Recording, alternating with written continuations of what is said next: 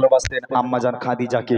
কিন্তু কেন 11 জন স্ত্রী থাকা সত্ত্বেও, স্ত্রীর সংখ্যা ছিল 11 জন, আল্লাহ রসুলের সব সুন্দরী স্ত্রী থাকা সত্ত্বেও আম্মাজান খাদিজাকে আল্লাহ রসুল কেন এত বেশি ভালোবাসতেন? এই ঘটনা যদি আমি আপনাদের শোনাই, মন দিয়ে যদি শোনেন, হয়তো আমার মায়েরা পরিবর্তন হতে পারেন। স্বামী স্ত্রীর ভালোবাসা কেমন হওয়া উচিত শোনেন তাহলে। আম্মাজান খাদিজা ছিল বড় লোকের মেয়ে। আম্মাজান খাদিজার আব্বাজানের অনেক সয় সম্পত্তি, জায়গা জমি, সোনাদানার মালিক ছিল আম্মাজান খাদিজা। একদিন আম্মাজান খাদিজা আল্লাহ রসুলের কাছে এলো, হে আল্লাহর পয়গম্বর, হে নবী, আমি খাদিজা আপনাকে বিয়ে করতে চাই। আল্লাহ রসুল বলছেন, ও খাদিজা, তুমি কোথায় আর আমি কোথায়? হ্যাঁ, তোমার আব্বাজানের এত সয় সম্পত্তি, এত জায়গা জমির মালিক তোমরা, আর আমি মোহাম্মদ, আমার তো খাওয়া হয় না, তুমি কেন আমাকে বিয়ে করতে চাও খাদিজা? আম্মাজান খাদিজা বলেছিল, হে আল্লাহর পয়গম্বর, রতনকে রতনই চেনে, আমি জানি আপনি কেমন মানুষ। আমি খাদিজা কথা দিলাম কোনোদিন আপনাকে কষ্ট দেব না। দিনের দাওয়াত দিতে যাবেন, আমি খাদিজা আপনার ভাত রান্না করে খাওয়াবো। আপনি দিনের দাওয়াত দিতে যাবেন, আমি খাদিজা আপনার জামা কাপড় পরিষ্কার করে দেবো। হে আল্লাহর পয়গম্বর, আপনি আমাকে নিরাশ করবেন না, আমাকে বিয়ে করেন। দুজনের বিয়ে হলো। বিয়ে হবার পর সাংসারিক জীবন কেমন ছিল, কেন আল্লাহ রসুল এত বেশি ভালোবাসতেন, স্ত্রী হিসেবে আম্মাজান খাদিজা কেমন ছিল, ছন্দের মাধ্যমে কবি লিখতে মনোযোগ দিয়ে শুনবেন। আমার মায়েরা কি গল্প করবেন না, গজলগুলো শোনেন, আপনাদের উপকারে আসবে। কি শিক্ষা তারা আমাদের জন্য দিয়ে গেছে, স্বামী স্ত্রী ভালোবাসা কাকে বলে, কবি লিখতে শুনবেন। কেমন ভালোবাসে নবী আম্মা খাদিজা, কেমন ভালোবাসে নবী আম্মা খাদিজা, যে ভালোবাসায় খুশি হতে আল্লাহ দয়াময়, যে ভালোবাসায় খুশি হতে আল্লাহ দয়াময়। কেমন ভালোবাসে নবী আম্মা খাদিজা, কেমন ভালোবাসে নবী আম্মা খাদিজা, যে ভালোবাসায় খুশি হতে আল্লাহ দয়াময়, যে ভালোবাসা খুশি হতে আল্লাহ দয়াময়। ধনী ঘরের মেয়ে হয়ে আম্মা খাদিজা নবীর কাছে এসে বলে করব ছেলেকা। ধনী ঘরের মেয়ে হয়ে আম্মা খাদিজা নবীর কাছে এসে বলে করব ছেলেকা। নবী বলে, ও খাদিজা কেন চাও আমায়, নবী বলে, ও খাদিজা কেন চাও আমায়, রতনকে রতনী চেনে অন্য কেহ নয়, রতনকে রতনী চেনে অন্য কেহ নয়।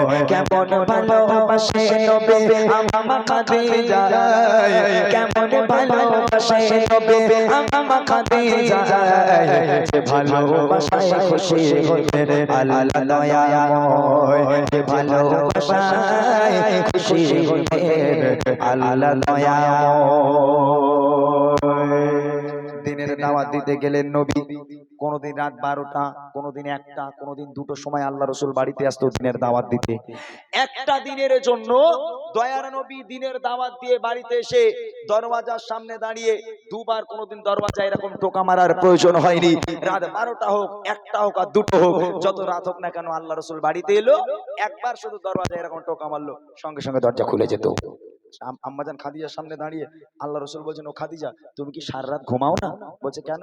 বলেন, আমি একবার টোকা মারার সাথে সাথে তুমি দরজা খোলো, কেমন করে পারো খাদিজা, তুমি কি ঘুমাও না? আম্মাজান খাদিজা বলেছিল, হে আমার স্বামী, হে আল্লাহর পয়গম্বর, আপনি যখন বাইরে থাকেন আমি খাদিজা ঘুমোতে পারি না, বড় টেনশন হয়, বড় ভয় হয়, না জানি কাফেরেরা আপনার উপর কোনো আক্রমণ করলো কিনা, আপনার কোনো ক্ষতি করে দিল কিনা, এই টেনশনে আমি খাদিজা সারা রাত ঘুমোতে পারি না, দরওয়াজার গোড়ায় বসে বসে আপনার জন্য অপেক্ষা করি, আপনার পথ চেয়ে বসে থাকি। আহা, কি ভালোবাসা। আর আমার ঘরের মায়েরা, ছেলে যদি রাত 12টার সময় চাকরি করে বাড়িতে আসে, দরজায় টোকা মারা দূরের কথা, কিল মেরে, এই রেজাউলির কথা বলি না, যখন প্রোগ্রাম করে বাড়ি আসে রাত 2-3টের সময়, ও বাড়ি গিয়ে একবার টোকা মারলে বউ দরজা খোলে, দরজা ভেঙে দেবে, লাথি মেরে ফেটে যাবে। আমার মায়েদের ঘুম ভাঙে না, সব জান্নাত থেকে ঘুরে বেড়াচ্ছে। উদি বলে, আমার স্বামী আমার সোনার চাঁদ। আহা, স্বামীর প্রতি কি ভালোবাসা। আম্মাজান খাদিজা কেমন ভালোবাসতো আল্লাহ রাসূলকে, দেখেন বলেছে, দিনের দাওয়াত দিতে নবী যায় গো দারে দারে, অপেক্ষাতে বসে থাকে নিজের ঘরে। দিনের দাওয়াত দিতে নবী যায় গো দারে দারে, কাছে বসে থাকে নিজের ঘরে দরজা ঠোকা দেবার সাথে দরজা খুলে যায় দরজা ঠোকা দেবার সাথে দরজা খুলে যায় বিবি বলে আপন ছাড়া ঘুম নাহি হয় ও বিবি বলে আপন ছাড়া ঘুম নাহি হয় কেমন ভালোবাসে নবী আমা খাদিজা কেমন ভালোবাসে নবী আমা খাদিজা যে ভালোবাসায় খুশি হলে আল্লাহ দয়াময় যে ভালোবাসায় খুশি হলে আল্লাহ দয়াময়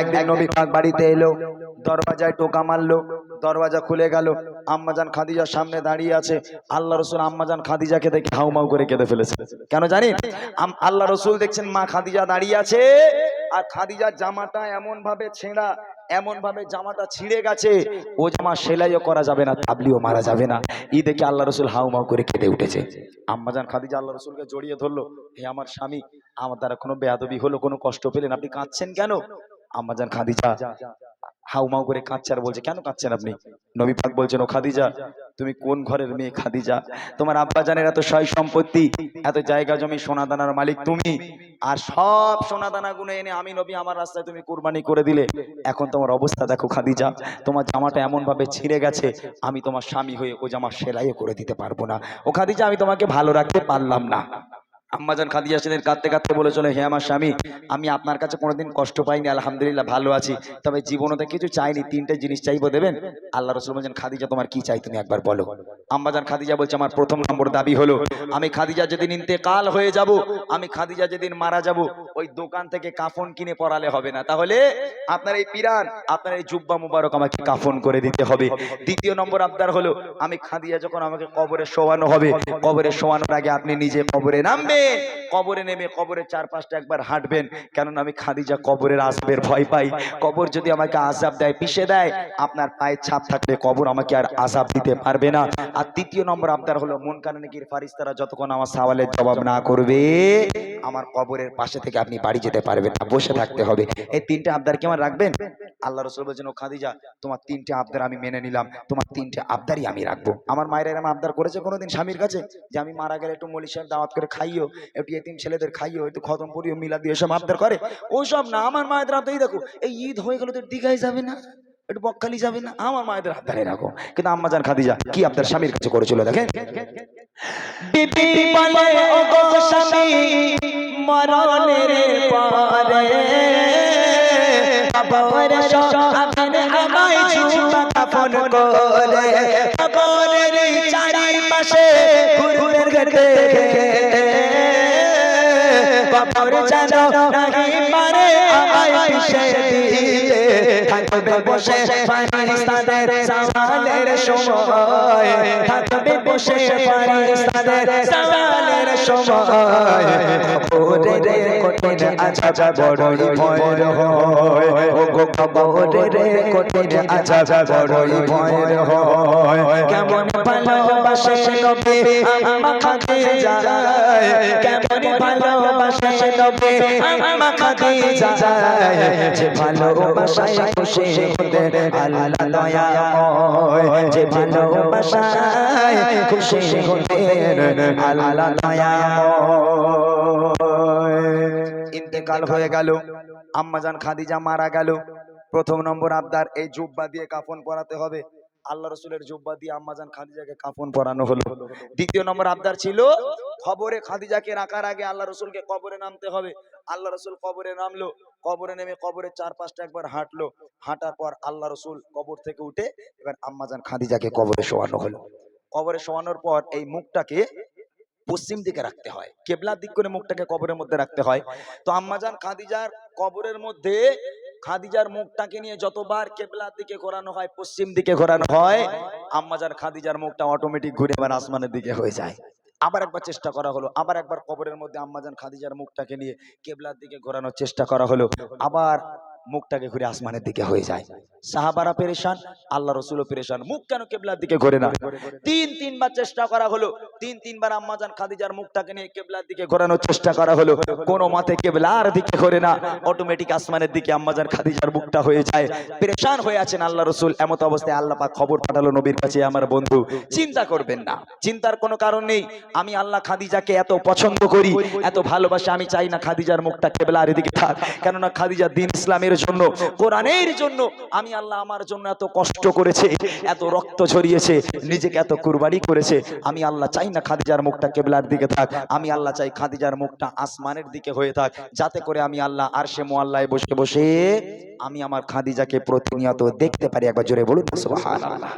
কি ভালোবাসা! এই একজনই নারী ছিল যার মুখ আল্লাহ পাক আসমানের দিকে করে নিয়েছে, আল্লাহ পাক আরশে মুআল্লায় বসে বসে কবরের মধ্যে থেকে খাদিজাকে দেখবে বলে। এই হচ্ছে সেই নারী যাকে আল্লাহ পাক সালাম পাঠিয়েছিল, এবং দয়ার নবী নিজের জীবনের থেকে আল্লাহ রাসূলকে বেশি ভালোবাসতেন। এই হলো সেই নারী। আম্মাজান খাদিজাকে স্মরণ করতে হবে, আম্মাজান খাদিজাকে মডেল তৈরি করতে হবে। শেষ কথায় কবি লিখছে দেখেন, যত সময় খাদিজাকে কেবলাতে মুখ করে, ততবারে আসমানের ওই দিকে যায় যে ঘোরে।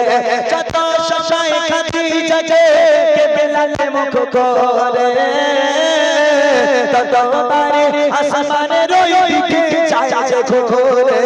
আল্লাহ বলে ও গো নবী চিন্তার কিছু নাই, আল্লাহ বলে ও গো নবী চিন্তার কিছু নাই।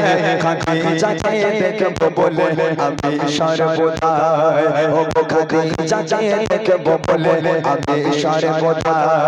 কেমন ভালোবাসে নবী আমার খাদিজা, কেমন ভালোবাসে নবী আমার খাদিজা, যে ভালোবাসায় খুশি হতেন আল্লাহ দয়াময়, যে ভালোবাসায় খুশি হতেন আল্লাহ দয়াময়, যে ভালোবাসায় খুশি হতেন